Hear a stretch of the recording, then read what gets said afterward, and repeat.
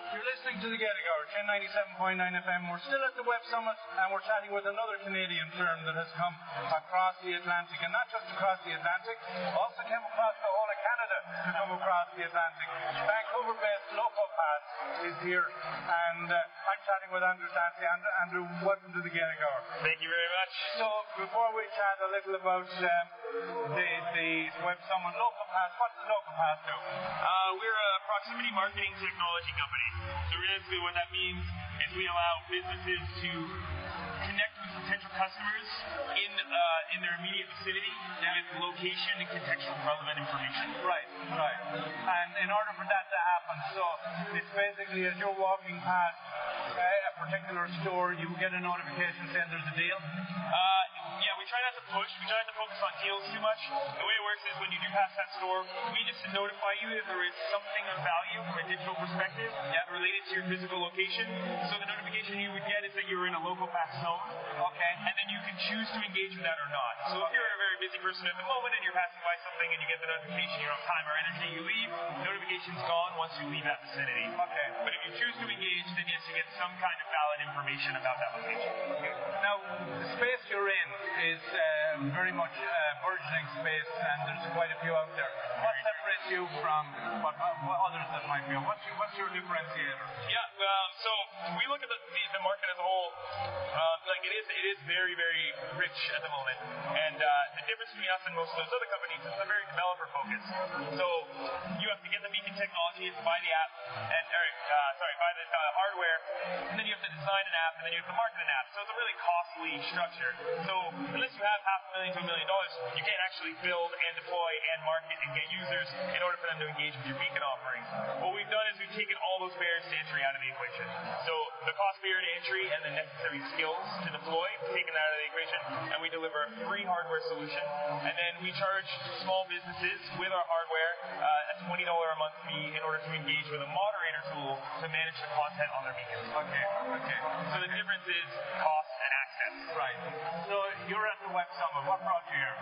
Realistically, we're here looking for a partnership in order to grow internationally. Okay. We're a Canadian-based company, as you mentioned, and we're doing really well in Canada. We're looking south into the States, but we see a lot of opportunity in the EU for expansion, and Web Summit is the perfect place to meet complementary companies, to meet potential partners and potential distribution.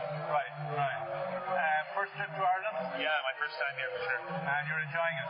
Definitely. I flew in a little early to experience a little more of Ireland before Web Summit. I knew that with 40,000 plus people coming, it would be a really difficult place to be at this time. Yes. So I wanted to get here a little bit early and explore and kind of see the surroundings. Very intense because you're only on the floor for one day. That's right. We've been walking around the event for the past few days, kind of checking out the other beacon companies and really kind of getting an understanding of the space.